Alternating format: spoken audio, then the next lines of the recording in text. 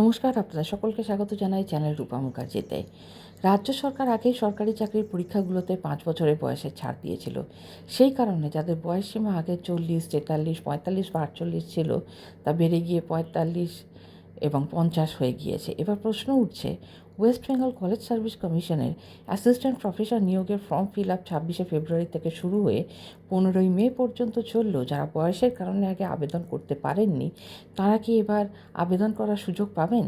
এই বিষয়টি নিয়ে বহু প্রার্থীর মধ্যে উদ্বেগ তৈরি হয়েছে।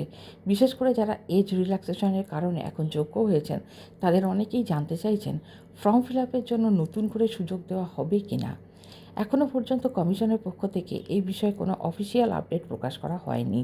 তবে আশা করা হচ্ছে 15ই মের মধ্যে যদি এই রিল্যাক্সেশন সংক্রান্ত স্পষ্ট নির্দেশিকা প্রকাশিত হতো তাহলে আবেদনপত্র জমা দেওয়ার সময়সীমা অবশ্যই বাড়ত এবং আগামী সোমবার ক্যাবিনেট বৈঠকের যে সূচি আমাদের কাছে আসবে, অর্থাৎ বৈঠকের পরবর্তীকালে যে ঘোষণাগুলো হবে, আশা করা যেতে পারে যে হয়তো এই ফর্ম ফিল আপের দিন আরেকটু এক্সটেন্ডেড হতে পারে। সেক্ষেত্রে কয়েকদিন বা কয়েক সপ্তাহ পর্যন্ত ফর্ম ফিল আপের ডেট এক্সটেন্ড হতে পারে এবং যারা আগে আবেদন করতে পারেননি তারাও আবেদন করার সুযোগ পেতে পারেন।